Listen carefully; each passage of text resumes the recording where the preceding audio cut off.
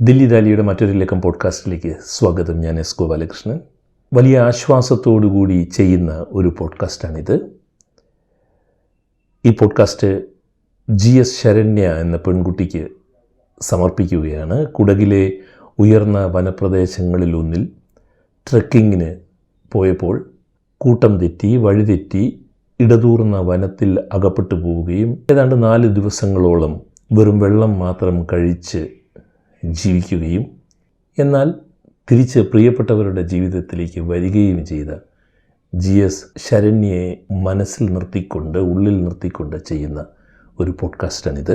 ഈ പോഡ്കാസ്റ്റിലേക്ക് കടക്കുന്നതിന് മുമ്പ് പതിവായി എല്ലാ ദില്ലി ദാലി പോഡ്കാസ്റ്റുകൾക്കും ഞാൻ പറയുന്ന ഒരു അഭ്യർത്ഥന നിങ്ങളുടെ മുന്നിൽ വയ്ക്കുകയാണ്. ഈ പോഡ്കാസ്റ്റ് ദില്ലി ദാലി എന്ന ഈ പോഡ്കാസ്റ്റ് ഇതുവരെ നിങ്ങൾ സബ്സ്ക്രൈബ് ചെയ്തിട്ടില്ല എങ്കിൽ ഇപ്പോൾ തന്നെ സബ്സ്ക്രൈബ് ചെയ്ത് ഈ വിനീതമായ സാംസ്കാരിക സംരംഭവുമായി സഹകരിക്കണമെന്നും ഈ സംരംഭത്തെ സഹായിക്കണമെന്നും അഭ്യർത്ഥിക്കുകയാണ്. നമുക്ക് പോഡ്കാസ്റ്റിലേക്ക് കടക്കാം. കുഴപ്പമൊന്നുമില്ലായിരുന്നു. അത് ചെറുതായിട്ട് വഴിതെറ്റിയതാണ്.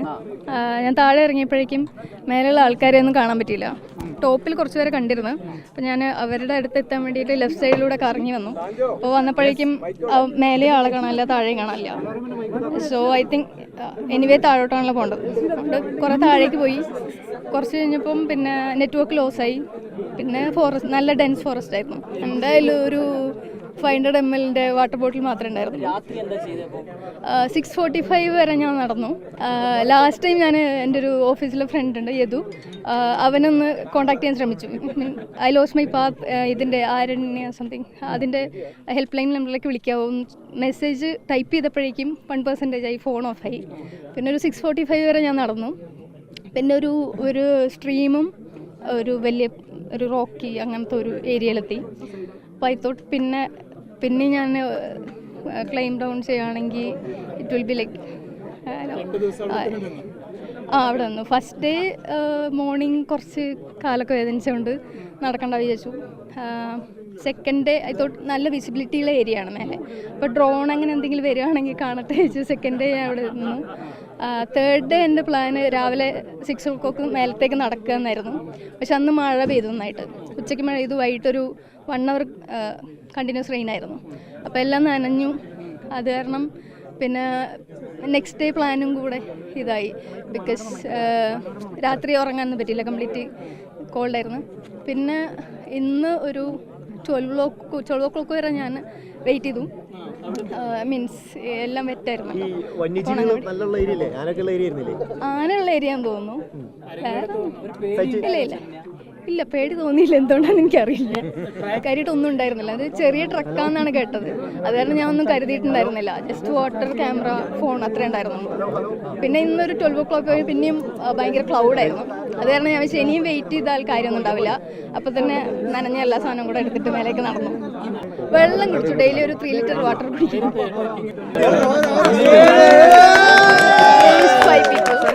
ഞാൻ ഇടയ്ക്കൊക്കെ വെറുതെ സ്ക്രീം ചെയ്ത് നോക്കും ആരെങ്കിലും കേൾക്കുമെന്ന്. അങ്ങനെ ഞാൻ കുറച്ച് ഒരുപാട് മേലേക്ക് കയറിയപ്പം ഒരു മരത്തിൻ്റെ സൈഡിൽ ഇങ്ങനെ ഇരിക്കുകയായിരുന്നു.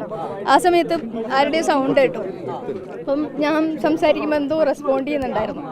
ഇവർ ആക്ച്വലി ഒരു 4 or 5 kilometers അവേ ആയിരുന്നു ആ ടൈം. വിത്തിൻ കുറച്ച് എത്ര മിനിറ്റ്സ് എനിക്കറിയില്ല, അത്രയും കുറഞ്ഞ സമയം കൊണ്ട് ഇവർ എൻ്റെ അടുത്ത് എത്തി.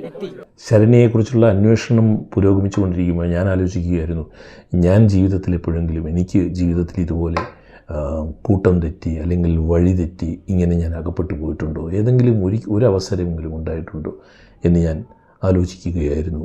ഇല്ല എന്നുള്ളതാണ്. ഒരു ശരാശരി സാധാരണ ജീവിതം നയിക്കുന്ന ഒരാളായതുകൊണ്ടായിരിക്കാം ഒരിക്കലും ജീവിതത്തിൽ അങ്ങനെ കൂട്ടം തെറ്റാതിരുന്നത്, വഴി തെറ്റി ഒറ്റപ്പെടാതിരുന്നത്. ഈ വഴിതെറ്റുക എന്നതിന് പല അർത്ഥങ്ങളുണ്ടെന്ന് നമുക്കറിയാം. ഞാൻ ഈ വഴിതെറ്റുക എന്ന് പറയുന്ന, ജീവിതത്തിൽ വഴിതെറ്റിപ്പോവുക എന്ന് പറയുന്ന ആ ഒരു അർത്ഥം ഇതിലേക്ക് ഞാൻ എടുക്കുന്നതേയില്ല. നമുക്ക് ജീവിതത്തിൽ ഇതുപോലെയുള്ള വനപ്രദേശങ്ങളിൽ പോവുകയോ അല്ലെങ്കിൽ പർവ്വത ആരോഹണത്തിന് പോവുകയോ ട്രക്കിങ്ങിന് പോവുകയോ കടൽ യാത്രയ്ക്ക് പോവുകയോ ഉത്സവത്തിന് പോവുകയോ ഒക്കെ ചെയ്യുമ്പോൾ വഴിതെറ്റുകയോ കൂട്ടം തെറ്റുകയോ ചെയ്യുന്ന ആ ഒരു അനുഭവത്തെ മാത്രം മനസ്സിൽ നിർത്തിക്കൊണ്ടാണ് ഞാൻ ഈ പോഡ്കാസ്റ്റ് ചെയ്യുന്നത്. അല്ലാതെ ജീവിതത്തിൽ വഴിതെറ്റുന്നവർ എന്ന് പറയുന്ന ആ വലിയ അർത്ഥത്തിൽ നിന്നുകൊണ്ട് അല്ല. എന്നാൽ GS ശരണ്യയ്ക്ക് സംഭവിച്ചത് ഒരു ചെറിയ വഴിതെറ്റലൊന്നും അല്ല താനും. അത് വളരെ തീവ്രമായ ഒരു ജീവിതാനുഭവമായി ആ കുട്ടിക്ക് എന്നും ആ കുട്ടിയുടെ കൂടെ ഉണ്ടായിരിക്കും എന്നുള്ളതിനും സംശയമില്ല. ഈ വഴിതെറ്റുന്നതിനെക്കുറിച്ച് ആലോചിക്കുമ്പോൾ എൻ്റെ മനസ്സിൽ ആദ്യം വരുന്നത് 1990കളുടെ ആദ്യം ആയിരിക്കണം. എൻ്റെ ഓർമ്മ ശരിയാണെങ്കിൽ പ്രൊഫസർ MN വിജയൻ തൃശ്ശൂർ ഒരു യോഗത്തിൽ പ്രസംഗിക്കുമ്പോൾ പറഞ്ഞൊരു വാചകമാണ്: ഉത്സവത്തിൽ അച്ഛൻ്റെ കൈ വിട്ടുപോയി ആൾക്കൂട്ടത്തിനുള്ളിൽ ഒറ്റയ്ക്കായിപ്പോയ കുട്ടികൾക്ക് മാത്രമേ ജീവിതത്തിൽ ഒറ്റയ്ക്ക് നിൽക്കാനുള്ള ധൈര്യമുണ്ടാകൂ എന്നർത്ഥം വരുന്ന ഒരു വാചകം പ്രൊഫസർ MN വിജയൻ പറഞ്ഞത് ഞാൻ ആലോചിക്കുകയായിരുന്നു. GS ശരണ്യയ്ക്കുണ്ടായ അനുഭവം ആ ട്രെക്കിങ്ങിലുണ്ടായ മറ്റ് ആർക്കും ഉണ്ടായില്ല. ഈ വ്യതിരക്തമായ തീവ്രമായ അനുഭവം, വഴിതെറ്റുമ്പോഴുണ്ടാകുന്ന അനുഭവം, ആ കുട്ടിയുടെ ജീവിതത്തിൽ ഉടനീളം ആ കുട്ടിക്ക് നൽകുവാൻ പോകുന്ന അധിക മൂല്യം, അല്ലെങ്കിൽ ആ ജീവിതാനുഭവം ആ കുട്ടിക്ക് നൽകുന്ന പുതിയ കാഴ്ചപ്പാടുകൾ, അതേക്കുറിച്ചാണ് ഞാൻ ആലോചിക്കുന്നത്. ആ കുട്ടിക്ക് ജീവിതത്തിൽ മുന്നോട്ട് പോകുവാനുള്ള കൂടിയ ധൈര്യം ഈ അനുഭവം നൽകട്ടെ എന്നാണ് ഞാൻ ആഗ്രഹിക്കുന്നതും. പലതരത്തിൽ ആളുകൾക്ക് വഴിതെറ്റാം. നാവികന് വഴിതെറ്റുക, കടലിൽ നാവികന് വഴിതെറ്റുക എന്നത് വലിയ സംഘർഷാവസ്ഥയാണ്. ഒരു പ്രത്യേക ഭൂപ്രദേശത്തേക്ക് കടലിൽ നാവിഗേറ്റ് ചെയ്തു പോയിട്ട് മറ്റൊരു ഭൂപ്രദേശത്തിൽ എത്തിച്ചേരുകയും അങ്ങനെ പുതിയ ഭൂഖണ്ഡങ്ങൾ തന്നെ കണ്ടുപിടിക്കുകയും ചെയ്ത ചരിത്രം മനുഷ്യരാശിയുടെ വഴിതെറ്റലുകൾക്കുണ്ട് എന്നുള്ളതും നമുക്ക് അറിയാവുന്നതാണ്. വ്യോമയാനത്തിലും പൈലറ്റുകൾക്ക് വഴിതെറ്റിപ്പോവുക എന്ന് പറയുന്ന അതിസാഹസികമായ അതിഭീകരമായ അനുഭവങ്ങൾ ഉള്ളതാണ്. വഴിതെറ്റലുകൾ പലതരത്തിലുണ്ട്. പ്രത്യേക മാനസികാവസ്ഥയിൽ വഴിതെറ്റിപ്പോവുകയോ അല്ലെങ്കിൽ വഴി മറന്നു പോവുകയോ എല്ലാവരെയും മറന്നു പോവുകയോ അങ്ങനെ അലഞ്ഞു തിരിഞ്ഞ് നടക്കേണ്ടി വരികയോ ചെയ്യുന്ന നിരവധി അനുഭവങ്ങളുണ്ട്. ഇത് തെരഞ്ഞെടുപ്പ് കാലമാണ്. നമുക്കറിയാം, പണ്ട് കോഴിക്കോട് കമ്മ്യൂണിസ്റ്റ് MP ആയിരുന്ന ചന്ദ്രശേഖരക്കുറുപ്പ് അദ്ദേഹത്തിന് ഒരു തീവണ്ടി യാത്രയിൽ വഴി മറന്നു പോവുകയും അങ്ങനെ ആന്ധ്രാപ്രദേശിലെ ഒരു റെയിൽവേ സ്റ്റേഷനിൽ നിന്ന് ഇറങ്ങി എങ്ങോട്ടെന്നില്ലാതെ നടക്കുകയും അങ്ങനെ ആഴ്ചകൾക്ക് ശേഷം അദ്ദേഹത്തെ കണ്ടെത്തുകയും അദ്ദേഹം ജീവിതത്തിലേക്ക് തിരിച്ചു വരികയും ചെയ്ത ഒരു അനുഭവമാണ് നമുക്കറിയാം. അതുപോലെ തന്നെ വളരെ പ്രശസ്തനാകേണ്ടിയിരുന്ന അനുഗ്രഹീതനായിരുന്ന കർണാടക സംഗീതജ്ഞൻ ശതഗോപൻ ഒരു ദിവസം ഇതുപോലെ തീവണ്ടി യാത്രയിൽ എന്താണ് സംഭവിച്ചത് എന്ന് നമുക്കിപ്പോഴും അറിയില്ല. എന്നേക്കുമായി അദ്ദേഹം അപ്രത്യക്ഷനാവുകയും ചെയ്ത അനുഭവങ്ങൾ നമുക്കറിയാം. എന്നാൽ കുടകിലെ ഈ ഉയർന്ന വനപ്രദേശങ്ങളിൽ ഒന്നിൽ വെച്ച് വഴിതെറ്റിപ്പോവുകയും അങ്ങനെ ഇടതൂർന്ന കാടുകളിൽ അകപ്പെട്ടു പോവുകയും പിന്നെ സ്വന്തക്കാരുടെ ഇടയിലേക്ക് തിരിച്ചു വരികയും ചെയ്ത GS ശരണ്യയെക്കുറിച്ച് ഓർക്കുമ്പോൾ എനിക്കറിയില്ല GS ശരണ്യ ഈ പോഡ്കാസ്റ്റ് കേൾക്കുമോ എന്ന്. GS ശരണ്യ ഈ പോഡ്കാസ്റ്റ് കേട്ടിരുന്നെങ്കിൽ എന്ന് ഞാൻ അഗാധമായി ആഗ്രഹിക്കുന്നുമുണ്ട്. ആ സംഭവത്തെക്കുറിച്ച് ഞാൻ ആലോചിക്കുമ്പോൾ എൻ്റെ മനസ്സിൽ വരുന്നത് ലോകസാഹിത്യത്തിലുണ്ടായിട്ടുള്ള എക്കാലത്തെയും മനോഹരമായ കൃതികളിലൊന്നായി പറയപ്പെടുന്ന ദ ലിറ്റിൽ പ്രിൻസ് എന്ന പുസ്തകമാണ്. ആൻ്റണി ഡി സെയിൻറ്റ് എക്സ്യൂപ്പറി എഴുതിയതാണ് ദ ലിറ്റിൽ പ്രിൻസ് എന്ന പുസ്തകം. ആ പുസ്തകം നമുക്ക് നൽകുന്ന സന്തോഷവും ആ പുസ്തകം നമുക്ക് നൽകുന്ന ജീവിതേച്ഛകളുമൊക്കെ സത്യത്തിൽ ഇതുപോലെയുള്ള ഒരു വഴിതെറ്റലിൽ നിന്നും ഒരു കാണാതെ പോകലിൽ നിന്നുമാണ് തുടങ്ങുന്നത് എന്നുള്ളതാണ്.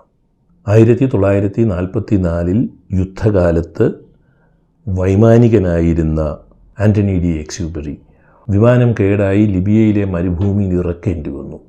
ഒരു മനുഷ്യൻ പോലുമില്ലാത്ത കണ്ണെത്താത്ത മരുപ്രദേശത്ത് കേടായ വിമാനം ഇറക്കി നിൽക്കുന്ന സെയിൻറ്റ് എക്സ്യൂപ്പറി ആ അനുഭവത്തെ മനുഷ്യരാശിക്ക് എന്നും ഓർത്തിരിക്കാൻ കഴിയുന്ന വിധമുള്ള ഒരു പുസ്തകമാക്കി മാറ്റിയതാണ് ദ ലിറ്റിൽ പ്രിൻസ് എന്നത്.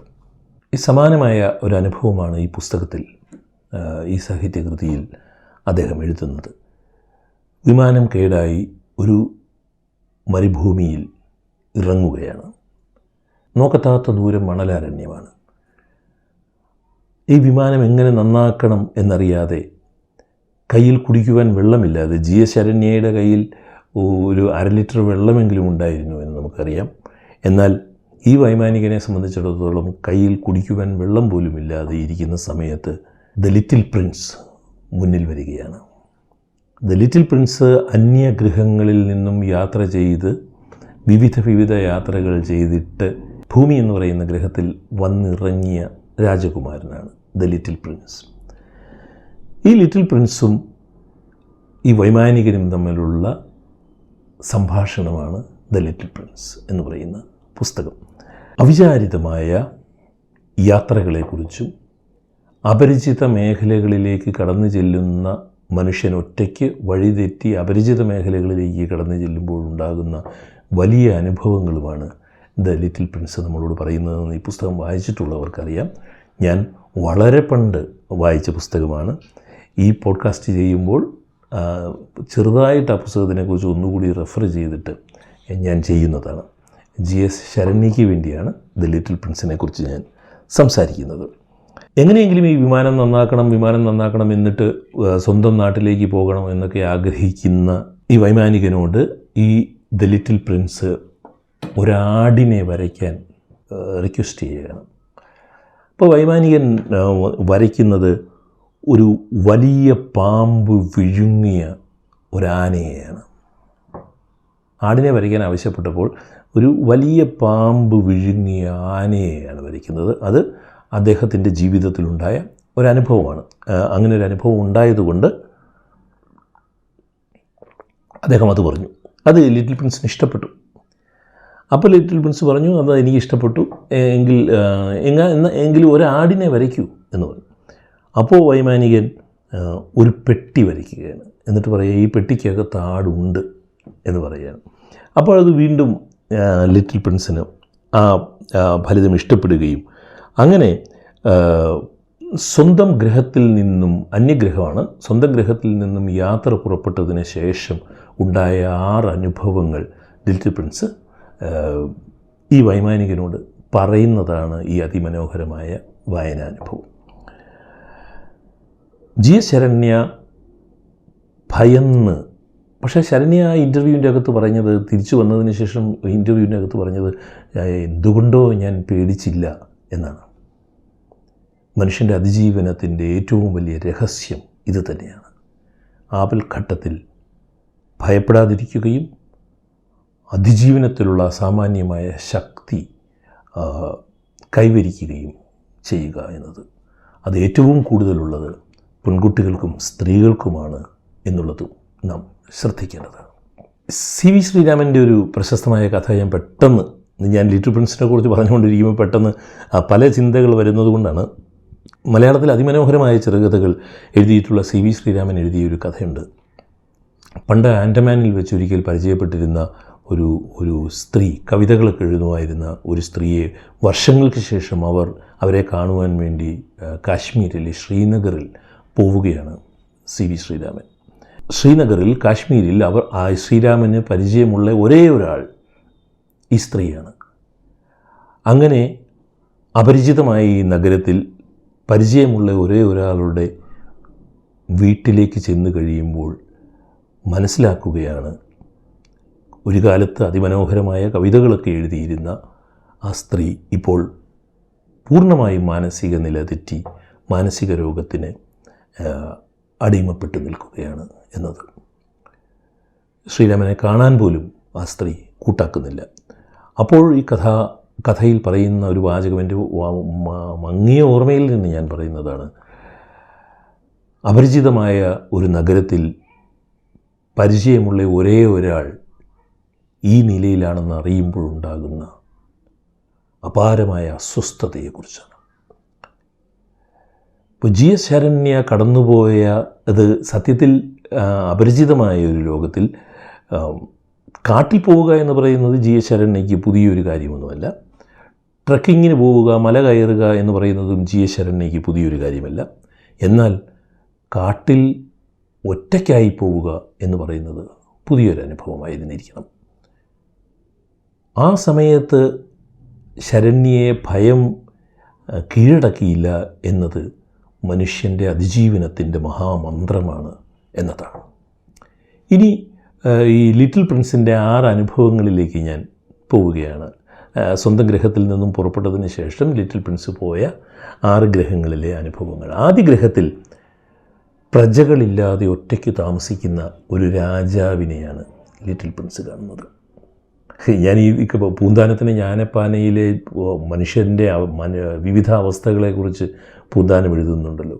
പൂന്താനത്തിന് ഓർത്തു ഞാൻ ലിറ്റിൽ പ്രിൻസ് നിങ്ങളോട് ഇങ്ങനെ സംസാരിച്ചുകൊണ്ടിരിക്കുന്ന സമയത്ത് ആദ്യ ഗ്രഹത്തിൽ പ്രജകളില്ലാതെ ഒറ്റയ്ക്ക് ജീവിക്കേണ്ടി വരുന്ന രാജാവ് എന്ന് പറയുന്ന വലിയ വിധി വൈപരീത്യമാണ്.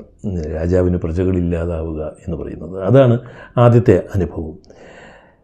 രണ്ടാമത്തെ ഗ്രഹത്തിൽ ലിറ്റിൽ പ്രിൻസ് കാണുന്നത് ആത്മരതിയുടെ ഒരു അടിമയെയാണ്. നമുക്കെല്ലാം ജീവിതത്തിൽ പലപ്പോഴും ഉണ്ടാകുന്ന ഒരു സംഭവമാണ് ആത്മരതി. പൂന്താനം അതിനെക്കുറിച്ചും പറഞ്ഞിട്ടുണ്ട്. കാണുക നമ്മുടെ സംസാരം കൊണ്ടത്രേ വിശ്വം ഈ വണ്ണം നിൽപ്പൂ എന്നും ചിലർ എന്ന് പൂന്താനം എഴുതിയതുപോലെ എല്ലാവരും അയാളെ ആരാധിക്കണം എന്നാഗ്രഹിക്കുന്ന ആത്മരതിയുടെ അടിമയായിട്ടുള്ള ഒരാളിനെ രണ്ടാമത്തെ ഗ്രഹത്തിൽ ലിറ്റിൽ പ്രിൻസ് കാണുകയാണ്. മൂന്നാമത്തെ ഗ്രഹത്തിൽ ലിറ്റിൽ പ്രിൻസ് കാണുന്നത് മദ്യത്തിന് അടിമയായി പോയ ഒരാളെയാണ്. താൻ തികഞ്ഞൊരു മദ്യപാനിയായി മാറിപ്പോയി എന്ന് ഓർക്കാതിരിക്കുവാൻ വേണ്ടി നിരന്തരം മദ്യപിച്ചു കൊണ്ടിരിക്കുന്ന ഒരാൾ. ആത്മനിന്ദയിൽ നിന്നും താൻ ഇങ്ങനൊരു മദ്യപാനിയായി പോയല്ലോ എന്ന ആത്മനിന്ദയിൽ നിന്നും രക്ഷപ്പെടുവാൻ വേണ്ടി താൻ ഇങ്ങനൊരു മദ്യപാനിയാണ് എന്ന ഓർമ്മ നശിക്കുവാൻ വേണ്ടി നിരന്തരം മദ്യപിച്ചു കൊണ്ടിരിക്കുന്ന ഒരാൾ. നാലാമത്തെ ഗ്രഹത്തിൽ ലിറ്റിൽ പ്രിൻസ് കാണുന്നത് ഒരു ബിസിനസ്സുകാരനെയാണ്. ഒരു കവി കൂടിയാണ് ആൻ്റണി ഡി സെയിൻറ്റ് എക്സ്യൂപ്പറി. ബിസിനസ്സുകാരനെ കുറിച്ച് പറയുന്ന ആ ബിസിനസ്സുകാരനെ കാണുന്ന ഗ്രഹത്തിൽ ബിസിനസ്സുകാരൻ ഈ ആകാശത്തിലെ രാത്രിയിൽ, എനിക്കറിയില്ല GS ശരണ്യ രാത്രിയിൽ ആകാശത്തിൽ നക്ഷത്രങ്ങൾ കണ്ടോ എന്നത്. വനത്തിൽ തെളിഞ്ഞ ആകാശമുണ്ടെങ്കിൽ രാത്രിയിൽ ഒരു അരുവിയുടെ തീരത്ത് ഒരു പാറപ്പുറത്ത് രാത്രിയിൽ കയ്യിൽ കുറച്ച് വെള്ളം മാത്രമായി ജീവിക്കുമ്പോൾ ഏത് നിമിഷവും വന്യമൃഗങ്ങൾ വരാൻ സാധ്യതയുള്ളൊരു സ്ഥലത്ത് ആനപ്പിണ്ടത്തിൻ്റെ മണം അറിഞ്ഞതിനെക്കുറിച്ച് ശരണ്യ ഈ ഇൻ്റർവ്യൂവിൻ്റെ അകത്ത് പറയുന്നുണ്ട്. ആ സമയത്ത് ആകാശത്തിലെ നക്ഷത്രങ്ങൾ നോക്കി സന്തോഷിക്കുവാൻ ആകാശത്തിലെ നക്ഷത്രങ്ങൾ ശരണ്യ കണ്ടോ എന്ന് എനിക്കറിയില്ല. ഏതായാലും നാലാമത്തെ ഗ്രഹത്തിൽ ലിറ്റിൽ പ്രിൻസ് കണ്ട ബിസിനസ്സുകാരൻ ആകാശത്തിൽ നക്ഷത്രങ്ങൾ കാണുകയും എന്നാൽ ആ നക്ഷത്രങ്ങളുടെ സൗന്ദര്യങ്ങൾ കാണാതിരിക്കുകയും ഓരോ നക്ഷത്രത്തിൻ്റെയും എണ്ണമെടുത്ത് ഈ നക്ഷത്രങ്ങളെല്ലാം തൻ്റെ സ്വന്തമാകുന്ന ഒരു കാലത്തിനെക്കുറിച്ച് ഒരു ബിസിനസ്സുകാരൻ ചിന്തിക്കുന്നതാണ് ലിറ്റിൽ പ്രിൻസ് കാണുന്നത്. അഞ്ചാമത്തെ ഗ്രഹത്തിൽ ഒരു വിളക്ക് കാലിലെ വിളക്ക് കൊളുത്തുന്ന ഒരാളെയാണ് കാണുന്നത്. അതിമനോഹരമായ ഒരു ചിത്രമാണ് അത്. ആ ഗ്രഹത്തിൻ്റെ ഒരു പ്രത്യേകത എന്താണെന്ന് വെച്ചാൽ 1 മിനിറ്റ് നേരം മാത്രം പകലുള്ള ഒരു ഗ്രഹമാണ്. ലിറ്റിൽ പ്രിൻസ് കാണുകയാണ്. അപ്പോൾ 1 മിനിറ്റിൽ ഒരു പ്രാവശ്യം ഈ വിളക്കുകാൽ ഇയാൾക്ക് കൊളുത്തേണ്ടി വരികയാണ്. രാത്രിയാകുന്നു, വിളക്കുകാൽ കൊളുത്തുന്നു. അതായത് ഓരോ മിനിറ്റിലും പുതുതായി വിളക്കുകാൽ കൊളുത്തണം. ഒരു ദിവസം 1440 സൂര്യോദയവും സൂര്യാസ്തമയവുമാണ് ആ ഗ്രഹത്തിലുള്ളത്. അപ്പോൾ 1440 പ്രാവശ്യം വിളക്കുകാൽ കൊളുത്തുന്ന ഒരാൾ. അദ്ദേഹത്തിൻ്റെ ജീവിതത്തിൽ മറ്റൊന്നും ചെയ്യാനില്ല, പക്ഷേ അദ്ദേഹം അത് ചെയ്തുകൊണ്ടേയിരിക്കുകയാണ്. അതിന് കാരണം സൂര്യാസ്തമയം കാണുന്നത് അയാൾക്ക് വലിയ ഇഷ്ടമാണ് എന്നുള്ളതാണ്. GS ശരണ്യ ഈ കുടകിലെ ഇടതൂർന്ന വനത്തിലെ തുറസായ ഒരു സ്ഥലത്ത് ഒരു പാറ പുറത്ത് അരുവിയുടെ തീരത്ത് കിടക്കുമ്പോൾ സൂര്യോദയമോ സൂര്യാസ്തമയമോ കണ്ടോ എന്നെനിക്കറിയില്ല. എങ്കിലും ഈ ഒറ്റയ്ക്ക് നടക്കുന്ന ലിറ്റിൽ പ്രിൻസ് പല ഗ്രഹങ്ങളിലും കാണുന്ന വിചിത്രമായ കാഴ്ചകളെക്കുറിച്ചാണ് ഞാൻ ശരണ്യയോട് പറയുന്നത്. ആറാമത്തെ ഗ്രഹത്തിൽ ഒരു വൃദ്ധനായ ഫോട്ടോഗ്രാഫറെയാണ് ലിറ്റിൽ പ്രിൻസ് കാണുന്നത്. ഒരിടത്തും യാത്ര ചെയ്തിട്ടില്ലാത്ത ഒരു ഫോട്ടോഗ്രാഫർ. അദ്ദേഹം ഫോട്ടോ എടുത്തിട്ടുള്ള ഒരു സംഗതിയും ഇതുവരെ അദ്ദേഹം നേരിട്ട് കണ്ടിട്ടില്ല എന്നുള്ളതാണ്. അയാളാണ് ലിറ്റിൽ പ്രിൻസിനോട് പറയുന്നത്, നീ ഒരിക്കൽ ഭൂമി സന്ദർശിക്കണം എന്ന്. താൻ എടുത്ത ഫോട്ടോകളൊന്നും തന്നെ, താൻ ഫോട്ടോ എടുത്ത ഒരു സംഗതിയും ഒരു ഒബ്ജക്റ്റും ഇതുവരെ നേരിട്ട് കണ്ടിട്ടില്ലാത്ത ഒരു ഫോട്ടോഗ്രാഫർ ഭൂമി എന്ന ഒരു ഗ്രഹമുണ്ട് എന്നും ആ ഗ്രഹത്തിൽ നീ പോകണമെന്നും പറഞ്ഞത് കേട്ടിട്ടാണ് ലിറ്റിൽ പ്രിൻസ് ഭൂമിയിൽ വരുന്നത്. വന്നിറങ്ങിയതാകട്ടെ ഒരു മരുഭൂമിയിൽ. ആ മരുഭൂമിയിൽ ലിറ്റിൽ പ്രിൻസ് കണ്ടതാകട്ടെ വഴിതെറ്റി ആ വലിയ മരുഭൂമിയിൽ ഇറങ്ങി നിൽക്കുന്ന, വിമാനം കേടായി നിൽക്കുന്ന ഒരു വൈമാനികനെയാണ്. ഈ മരുഭൂമിയിൽ ലിറ്റിൽ പ്രിൻസ് ഒരു പാമ്പിനെ കാണുന്നുണ്ട്. ആ പാമ്പിൻ്റെ പ്രത്യേകത എന്താണെന്ന് വെച്ച് കഴിഞ്ഞാൽ ആഗ്രഹിക്കുന്നതെന്തും തരുന്ന ഒരു പാമ്പാണ്. GS ശരണ്യ കാട്ടിൽ അങ്ങനെ വന്യജീവികളെ കണ്ടതായി എനിക്കറിയില്ല. ഏതായാലും ലിറ്റിൽ പ്രിൻസ് കണ്ട വിചിത്രമായ പാമ്പിനെക്കുറിച്ച് ഞാൻ പറയാം. പാമ്പ് വഴി പറഞ്ഞു കൊടുക്കുന്ന പാമ്പായിരുന്നു. ആഗ്രഹിക്കുന്നിടത്ത് എത്തിച്ചു കൊടുക്കുന്ന ഒരു പാമ്പായിരുന്നു. നിങ്ങൾക്ക് അമ്മയുടെ അടുത്ത് എത്തണോ, ആ പാമ്പ് എത്തിച്ചു കൊടുക്കുമായിരുന്നു. അങ്ങനെ ഒരു പാമ്പിനെ ഈ മരുഭൂമിയിൽ കാണുകയാണ്. എന്നാൽ അവസാനം വളരെ വിചിത്രമാണ്. നമ്മുടെ ഖസാക്കിൻ്റെ ഇതിഹാസത്തിലെ രവിയുടെയൊക്കെ അവസാനം പോലെയാണ് ഈ പാമ്പ് ഈ കുട്ടിയോട് പെരുമാറുന്നത്. അത് ഞാനിപ്പോൾ പറയുന്നില്ല. അതിനുശേഷം ഒരു പൂവിനെയാണ് കാണുന്നത്. വർത്തമാനം പറയുന്ന പൂവ്. കുടകിലെ വനപുഷ്പങ്ങൾ സംസാരിക്കുന്നവയാണോ എന്ന് ശരണ്യയ്ക്ക് മാത്രമേ അറിയാവൂ. ഒരുപക്ഷേ രാത്രിയിൽ ഏതെങ്കിലും ഒരു പൂവ്, പകലേതെങ്കിലും ഒരു പൂവ് ശരണ്യയോട് എന്തെങ്കിലും സംസാരിച്ച് കാണണം. ഏതായാലും ലിറ്റിൽ പ്രിൻസിനോട് ഒരു പൂവ് പറയുന്നത്, ഇവിടെയെല്ലാം മനുഷ്യരുണ്ട്, പക്ഷേ ഈ മനുഷ്യരെയെല്ലാം കൊണ്ടു നടക്കുന്നത് കാറ്റാണ്. കാറ്റിനനുസരിച്ച് പോകുന്ന മനുഷ്യരാണ്. വലിയ കാറ്റ് വന്ന് ഒരു സ്ഥലത്തു നിന്നും മറ്റൊരു സ്ഥലത്തേക്ക് ഈ മനുഷ്യരെ കൊണ്ടുപോവുകയാണ് എന്നാണ്. GS ശരണ്യ തിരിച്ചു വന്നതിന് ശേഷം പറയുന്നുണ്ട്, കാട്ടിൽ മഴ പെയ്തതും കാറ്റിനെക്കുറിച്ചും തണുപ്പുണ്ടായിരുന്ന രാത്രിയെക്കുറിച്ചുമൊക്കെ ശരണ്യ പറഞ്ഞത് ഞാൻ കേട്ടു. ഏതായാലും കാറ്റ് കൊണ്ടുപോകുന്ന മനുഷ്യർ, കാറ്റിന് അനുസരിച്ച് അങ്ങനെ പോയിക്കൊണ്ടിരിക്കുന്ന ജീവിത സഞ്ചാരം നടത്തിക്കൊണ്ടിരിക്കുന്ന മനുഷ്യരെക്കുറിച്ച് ഒരു പൂവ് ലിറ്റിൽ പ്രിൻസിനോട് പറയുന്നുണ്ട്. എന്നാൽ ഈ മനുഷ്യർക്ക് ഒന്നും വ്യക്തമായ വേരുകളോ നാടുകളോ ഒന്നുമില്ല എന്നുള്ളതാണ്. കാറ്റ് കൊണ്ടു നടക്കുന്ന മനുഷ്യർ. അങ്ങനെ ഒരു കൊടുമുടി കയറിയപ്പോൾ ലിറ്റിൽ പ്രിൻസ് ലോകം മുഴുവൻ കാണുകയാണ്. GS ശരണ്യ ഒരു കുന്നിൻ്റെ മുകളിൽ കയറുന്നതിനെക്കുറിച്ച് പറയുന്നുണ്ട്. ആ കുന്നിൻ്റെ മുകളിൽ കയറി നിന്നു കഴിഞ്ഞാൽ ഡ്രോണുകൾ കാണുമെന്നോ അല്ലെങ്കിൽ കൂടുതൽ താഴെ ട്രക്കിങ്ങിനൊക്കെ പോകുന്ന മറ്റാളുകളെ കാണാൻ കഴിയുമോ എന്നൊക്കെ ആഗ്രഹിച്ച് അവസാന ദിവസം ഒരു കുന്നിൻ്റെ മുകളിലേക്ക് കയറുന്നതിനെക്കുറിച്ച് ശരണ്യ പറയുന്നുണ്ട്. ലിറ്റിൽ പ്രിൻസ് ഒരു കുന്നിൻ്റെ മുകളിൽ കയറി നിന്നിട്ട് ലോകം മുഴുവൻ കാണുകയാണ്. അപ്പോൾ ഈ പാമ്പ് ഒരു വഴി പറഞ്ഞു കൊടുക്കുകയാണ്. കൂടെ നടക്കുന്ന വൈമാനികനോട് ലിറ്റിൽ പ്രിൻസ് പറയുന്നുണ്ട്, നിങ്ങൾ ഈ ഫിക്സ് ചെയ്യണം, ഈ കുഴപ്പം, വിമാനത്തിൻ്റെ കുഴപ്പം ഫിക്സ് ചെയ്യണം, റിപ്പയർ ചെയ്യണം, എന്നിട്ട് നിങ്ങൾ പോകണം. ഞാനിപ്പോൾ ഇവിടെ നിന്ന് ഈ പാമ്പ് പറഞ്ഞ വഴിയെ പോകുന്നത് കാണാൻ വേണ്ടി നിങ്ങൾ നിൽക്കരുത്, ഞാൻ യാത്ര പറയുന്നത് കാണാൻ ദയവ് ചെയ്ത് നിൽക്കരുത് എന്ന് പറഞ്ഞിട്ട് നക്ഷത്രങ്ങളെ നോക്കി ചിരിച്ചുകൊണ്ട് നിൽക്കുക, ആ സമയത്ത് ഞാൻ യാത്രയായിക്കൊള്ളാം എന്ന് പറയുകയാണ്. അങ്ങനെ ഈ വൈമാനികൻ നക്ഷത്രങ്ങളെ നോക്കി ചിരിച്ചുകൊണ്ടിരിക്കുന്ന സമയത്ത് ലിറ്റിൽ പ്രിൻസ് ഈ മരുഭൂമിയിലെ അതിവിഷമുള്ള ഈ പാമ്പിനോട് തന്നെ കടിക്കുവാൻ പറയുകയാണ്. അങ്ങനെ ഈ പാമ്പ് അതാണ് ഞാൻ ഖസാക്കിൻ്റെ ഇതിഹാസവുമായിട്ട് റിലേറ്റ് ചെയ്ത് പറഞ്ഞത്. ഈ പാമ്പ് ലിറ്റിൽ പ്രിൻസിനെ കടിക്കുകയും ലിറ്റിൽ പ്രിൻസ് വീഴുകയുമാണ്. എന്നാൽ ഈ വൈമാനികന് ലിറ്റിൽ പ്രിൻസിൻ്റെ ശരീരം കാണാൻ കഴിയുന്നില്ല എന്നുള്ളതാണ്. ആ ശരീരം അപ്രത്യക്ഷമാവുകയായിരുന്നു ഈ പാമ്പുകടിയോടുകൂടി. ഈ പുസ്തകം അവസാനിക്കുന്നത്, നിങ്ങളുടെ യാത്രകളിൽ എവിടെയെങ്കിലും ഇങ്ങനെയൊരു ലിറ്റിൽ പ്രിൻസിനെ നിങ്ങൾ കണ്ടാൽ നിങ്ങൾ എന്നെ അറിയിക്കണേ എന്നാണ്. GS ശരണ്യ കുടകിലെ ഇടതൂർന്ന വനത്തിൽ ഒറ്റയ്ക്ക് നടക്കുന്ന സമയത്ത് ഒരു ലിറ്റിൽ പ്രിൻസ്, മനസ്സിൽ ഒരു ലിറ്റിൽ പ്രിൻസ് ശരണ്യയെ കാണാൻ എത്തിയിരുന്നിരിക്കണം, എനിക്ക് ഉറപ്പാണ്.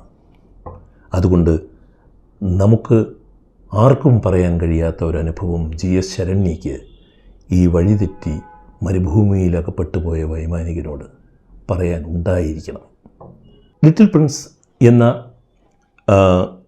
ഈ പുസ്തകത്തിൻ്റെ വായനാനുഭവം എൻ്റെ ഓർമ്മയിലേക്ക് തിരിച്ചു കൊണ്ടുവന്നത് GS ശരണ്യയുടെ ഈ വഴിതെറ്റലാണ്. പല പല പല പല ഓർമ്മകളും മനസ്സിലേക്ക് വന്നു. ഒന്ന്, ഈ വലിയ വലിയ പർവ്വതാരോഹകർക്ക് വഴിതെറ്റുന്നത്, എവറസ്റ്റ് ആരോഹണമാകട്ടെ, രണ്ടാമത്തെ ഏറ്റവും ഉയർന്ന പർവ്വതമായിട്ടുള്ള കൊടുമുടിയായിട്ടുള്ള K2 ആയിക്കോട്ടെ. K2 2008 വഴിതെറ്റുകയും ഹിമപാതത്തിൽ വീണു പോവുകയും അങ്ങനെ മരിച്ചുപോയ 11 ഒരു ഹിമപാതത്തിൽ മരിച്ചുപോയ 11 പർവ്വതാരോഹകരുടെ 2008 ഗ്രേറ്റ് ട്രാജഡി, അതെല്ലാം എൻ്റെ മനസ്സിൽ വരികയായിരുന്നു. ഈ വലിയ കൊടുമുടികളിൽ, ഈ മഞ്ഞ് മൂടിക്കിടക്കുന്ന വലിയ കൊടുമുടികളിലൊക്കെ വഴിതെറ്റിപ്പോവുകയും വഴിതെറ്റിപ്പോയതിന് ശേഷം സ്നോ ബ്ലൈൻഡ്നെസ്, ഹിമാന്ധത, മഞ്ഞ് മൂടുന്ന സ്ഥലത്തുണ്ടാകുന്ന അന്ധതയ്ക്കൂടെയാണ് ഇത്തരം അന്ധരായി പോയ ആളുകൾ, അന്ധരായിട്ട് ഈ പർവ്വതങ്ങളിൽ വഴി അന്വേഷിച്ച് നടന്നിട്ട് മരിച്ചുപോയവർ, അതുപോലെ തന്നെ കടലിൽ വഴിതെറ്റി പോകുന്നവർ. 236 ദിവസം സാഗരപരിക്രമ നടത്തിയ അഭിലാഷ് ടോമിയുടെ ജീവിതാനുഭവങ്ങളൊക്കെ നമ്മൾ വായിച്ചന്തം വിട്ടിട്ടുള്ളതാണല്ലോ. ഇനി മറ്റൊന്ന് ഞാൻ ആലോചിച്ചത്, ഈ വഴിതെറ്റി ഉണ്ടായ കണ്ടുപിടുത്തങ്ങൾ. ഞാൻ വഴിതെറ്റി പുതിയ ഭൂഖണ്ഡങ്ങൾ കണ്ടെത്തിയതിനെക്കുറിച്ച് പറയുന്നത് പോലെ തന്നെ ശാസ്ത്രത്തിൽ വഴിതെറ്റി ഉണ്ടായ കണ്ടുപിടുത്തങ്ങളാണ്. അതായത് പരീക്ഷണശാലയിൽ ചെയ്തുകൊണ്ടിരിക്കുന്ന പണിയിൽ വഴിതെറ്റിപ്പോവുകയും അങ്ങനെ മനുഷ്യോപകാരപ്രദമായ വലിയ കണ്ടുപിടുത്തങ്ങളിലേക്ക് വഴിതെറ്റുകൾ മാറിപ്പോയതിനെക്കുറിച്ചും GS ശരണ്യയോട് പറയണം എന്നെനിക്ക് ആഗ്രഹമുണ്ട്. ഇപ്പോൾ 1928 ആക്സിഡൻ്റലായിട്ട് കണ്ടെത്തുന്നതാണ് പെൻസിലിൻ. അതുപോലെ തന്നെ 1945 മൈക്രോവേവ് ഓവൻ ഉണ്ടായത്. മിലിറ്ററി റഡാർ മാഗ്നറ്റ്സിൽ വർക്ക് ചെയ്തുകൊണ്ടിരിക്കുന്ന സമയത്ത് സ്വന്തം പോക്കറ്റിലിരുന്ന ക്യാൻഡി ഉരുകിപ്പോകുന്നത് മനസ്സിലാക്കിയിട്ടാണ് പേഴ്സി സ്പെൻസർ മൈക്രോവേവ് ഓവൻ ഉണ്ടാക്കുന്നത്. അതുപോലെ തന്നെ സൂപ്പർ ഗ്ലൂ 1942 രണ്ടാം മഹായുദ്ധകാലത്ത് പ്ലാസ്റ്റിക് തോക്കുകൾ ഉണ്ടാക്കുന്നതിൻ്റെ ഭാഗമായിട്ടുള്ള പരീക്ഷണങ്ങൾ നടത്തുന്ന സമയത്താണ് തകർന്നു പോകുന്ന ഹൃദയങ്ങളെ വരെ ഒന്നിപ്പിക്കും എന്നുള്ള പ്രശസ്തമായ പരസ്യത്തിനൊക്കെ പിന്നീട് കാരണമായി തീർന്ന സൂപ്പർ ഗ്ലൂ, വലിയ ശക്തിയുള്ള പശ ഉണ്ടാകുന്നത് ആക്സിഡൻ്റലായിട്ടാണ്. 1956 ഹൃദയത്തിന് വയ്ക്കുന്ന പേസ് മേക്കർ ഉണ്ടായതും വളരെ ആക്സിഡൻ്റലായിട്ട് വഴിതെറ്റി ഉണ്ടായതാണ്. 1886 കൊക്കക്കോള ഉണ്ടായത് തലവേദനയ്ക്ക് മരുന്ന് കണ്ടുപിടിക്കുവാനുള്ള ഒരു ശ്രമത്തിനിടയിൽ അബദ്ധത്തിലുണ്ടായതാണ്.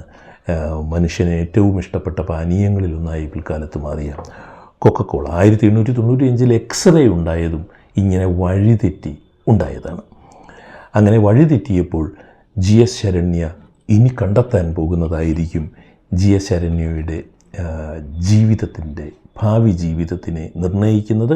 നമ്മിൽ നിന്നെല്ലാം വ്യത്യസ്തമായ അപാരമായ ഒരു അനുഭവമാണ് GS ശരണ്യ എന്ന പെൺകുട്ടിക്ക് ഉണ്ടായത്. ഈ പോഡ്കാസ്റ്റ് അവസാനിക്കുന്നത് ഒരു കവിതയോടുകൂടിയാണ്. ഒരു കവിതയുടെ കുറച്ച് ഭാഗങ്ങൾ ഞാൻ പറഞ്ഞുകൊണ്ടാണ്. NN കക്കാട് എഴുതിയ ഈ കവിത, വഴിവെട്ടുന്നവരോട് എന്ന് പറയുന്ന ഈ കവിത മലയാളത്തിലെ എക്കാലത്തെയും പ്രധാനപ്പെട്ട കവിതകളിൽ ഒന്നാണെന്ന് നമുക്കറിയാവുന്നതാണ്. ഇരുവഴിയിൽ പെരുവഴി നല്ലു, പെരുവഴിയേ പോ ചെങ്ങാതി. ഞാനൊക്കെ പെരുവഴിയെ മാത്രം പോകുന്നയാളാണ്. ഒരിക്കലും സങ്കീർണമായ സംഘർഷങ്ങളുണ്ടാകുന്ന, പ്രശ്നങ്ങളുണ്ടാകാവുന്ന വഴികൾ തിരഞ്ഞെടുക്കാത്ത ഒരു സാധാരണക്കാരനാണ് ഞാൻ ട്രെക്കിങ്ങിന് പോകാറുള്ളയാളാണ്, കടൽ യാത്രയ്ക്ക് പോകാറുള്ളയാളാണ്. പക്ഷേ എപ്പോഴും എല്ലാ സുരക്ഷിതത്വവും ഉറപ്പുവരുത്തിയിട്ട് മാത്രം പോകുന്ന ഒരാളാണ്, പെരുവഴിയെ പോകുന്ന ഒരാളാണ്. കക്കാട് മാഷിൻ്റെ കവിതയിലേക്ക് തിരിച്ചു പോകാം. ഇരുവഴിയിൽ പെരുവഴി നല്ലു, പെരുവഴി പോ ചെങ്ങാതി. പെരുവഴി കൺമുന്നിലിരിക്കെ പുതുവഴി നീ വെട്ടുന്നാകിൽ. GS ശരണ്യയോടാണ് കക്കാട് മാഷ് പറയുന്നത്. പുതുവഴി നീ വെട്ടുന്നാകിൽ പലതുണ്ടേ ദുരിതങ്ങൾ, വഴിവെട്ടാൻ പോകുന്നവനോ പല നോവുകൾ നോൽക്കണം, പല കാലം തപസ് ചെയ്ത് പല പീഡകൾ ഏൽക്കണം. പക്ഷേ ശരണ്യ ജീവിതത്തിൽ ഇനി വെട്ടാൻ പോകുന്ന പുതിയ വഴി, ആ പുതിയ വഴികൾ വെട്ടാൻ ശരണ്യയ്ക്ക് ധൈര്യം ഈ അനുഭവങ്ങൾ തരും എന്ന് തന്നെയാണ് ഞാൻ പ്രതീക്ഷിക്കുന്നത്. ഈ കവിത, കക്കാട് മാഷിൻ്റെ ഈ കവിത അവസാനിക്കുന്നത് പെരുവഴിയേ പോകും ഞങ്ങൾ, പുതുവഴി വഴിപാടിന് മാത്രം എന്നാണ്. ഈ പെരുവഴിയെ മാത്രം പോയി ശീലിക്കുന്ന ഞങ്ങളെപ്പോലെയുള്ളവർക്ക് പുതുവഴി എന്ന് പറയുന്നത് എന്നും വഴിപാടിന് മാത്രമുള്ളതാണ്. എന്നാൽ പുതുവഴി വെട്ടുന്നവരെ സംബന്ധിച്ചിടത്തോളം അവർ മനുഷ്യരാശിക്ക് വലിയ സംഭാവനകൾ നൽകുന്നവരായി വളരുന്നവരാണ് എന്നുള്ളതാണ്. GS ശരണ്യയോടുള്ള വലിയ സ്നേഹവായ്പോടുകൂടി ദിലീപ് അലിയുടെ ഈ പോഡ്കാസ്റ്റ് സമാപിക്കുകയാണ്. കേട്ട സുമനസ്സുകൾക്ക് നന്ദി. സ്നേഹപൂർവ്വം, S. ഗോപാലകൃഷ്ണൻ.